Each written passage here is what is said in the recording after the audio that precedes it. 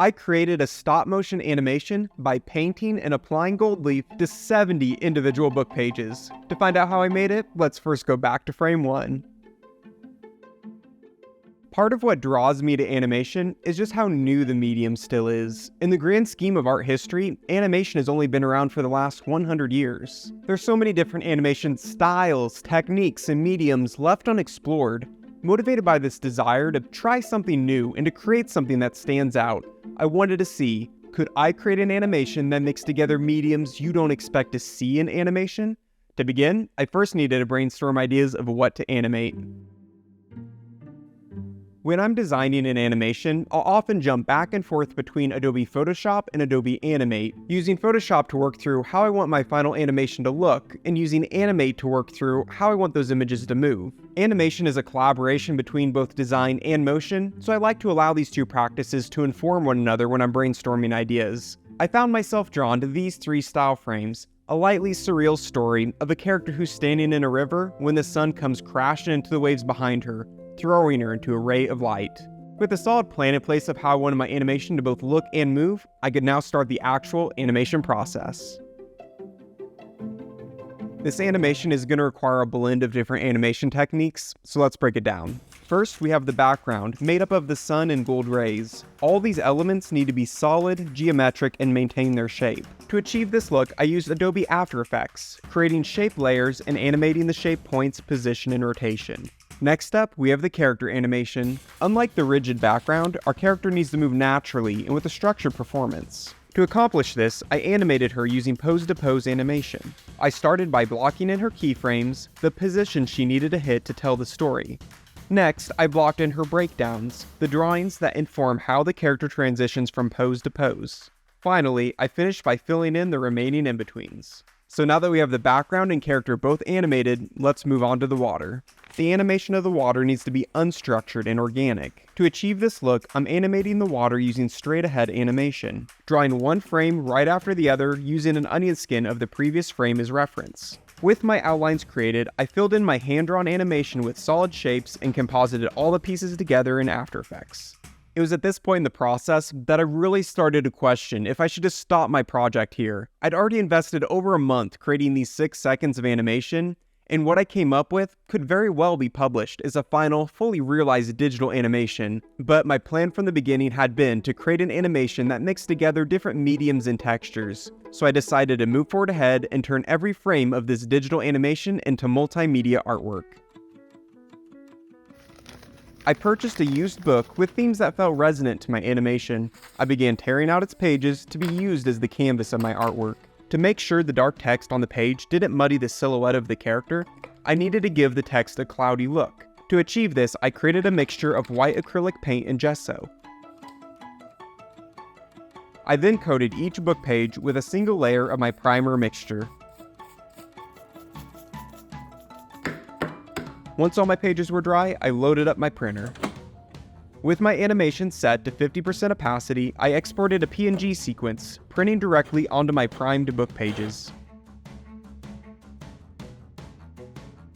To color the blue area of my artwork, I used a single layer of navy blue acrylic paint, tracing the printed area of my page. My goal wasn't to have an even flat color, I wanted to maintain some of the texture created in the brushwork. Then, it was just a matter of repeating this process for all 70 frames and letting the pages dry. With the blue area of my animation finished, I now needed to fill in the gold area of my animation. To achieve the look of the gold rays and sun, I began by applying a single layer of water-based adhesive to the yellow printed area of the page. I let this dry for about 10 minutes and then draped on sheets of imitation gold leaf.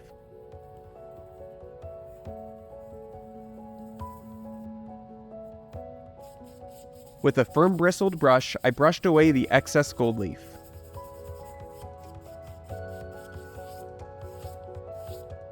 Again, I repeated this process of applying gold leaf for all 70 frames.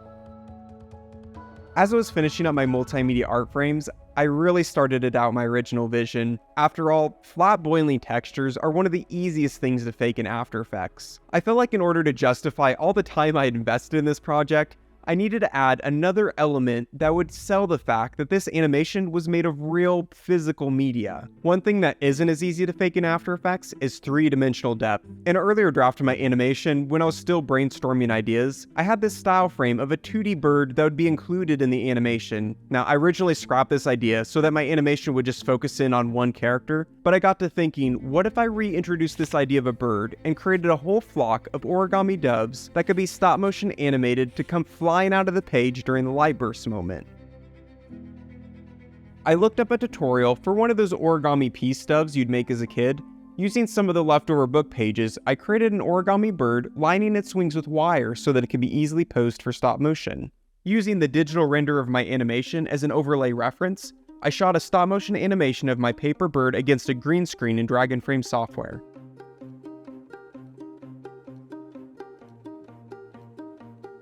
With my camera and lights still set up, I removed the green screen and began capturing my multimedia art frames. To continue to push the three-dimensional depth of the artwork, I sprinkled on some leftover gold leaf shavings to sit loosely on top, carefully moving the flakes frame by frame. With both my animation plates captured, I brought the image sequences into After Effects, keyed out the green screen of the bird layer, composited the two layers together, duplicated and offset the timing of the bird, and it was kind of a mess.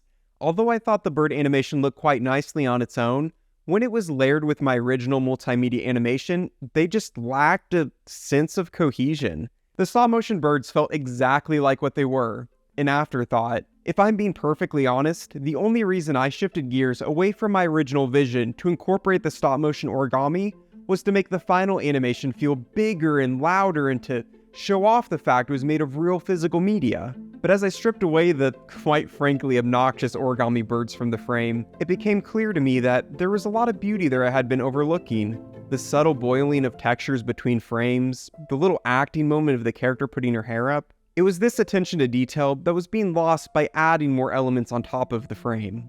Embracing this quieter, smaller approach to the animation, I slowed down the frame rate from 12 frames a second to 10 to give your eye just a moment longer to read each frame, and rendered out a final animation.